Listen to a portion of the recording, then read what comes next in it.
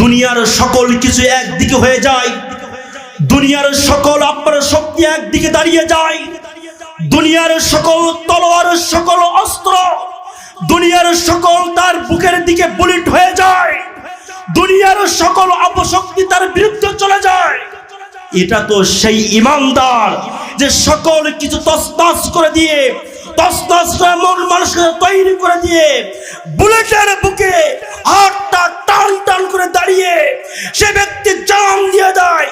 আমরা শুধু ইমানদার না, তুমিনুনা বিল্লাহি ওয়া রাসূলি, আল্লাহ এবং রাসূলের পথে দৃঢ়তার সাথে একনিষ্ঠতার সাথে ঈমান এনেছি। সেই ব্যক্তি এমন ভাবে জানান দেয় দুনিয়ার সকল শক্তি চলে যায়, কিন্তু সেই ব্যক্তি ঈমানের কাছে সকল শক্তি বহুত্বের কাছে হেরে যায়। কথা ঠিক কিনা?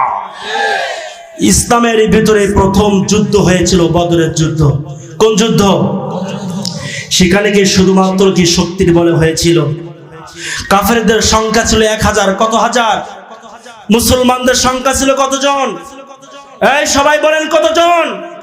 কাফেরদের ছিল 1000 সৈন্য, মুসলমানদের ছিল, মুজাহিদদের ছিল 313 জন সৈন্য।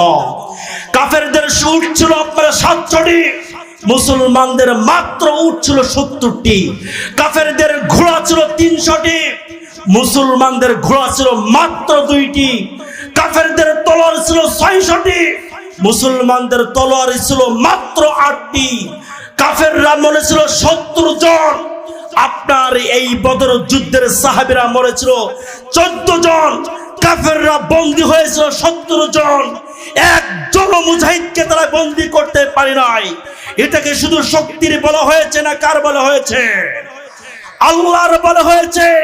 কারণ বদর যুদ্ধের সাহাবীদের ভিতরে তুমিনুনা বিল্লাহি ওয়া রাসূলি এই ঈমানটা তারা জাগ্রত করতে পেরেছিল বিদায় 1000 সৈন্য তাদের কিচ্ছু করতে পারে নাই।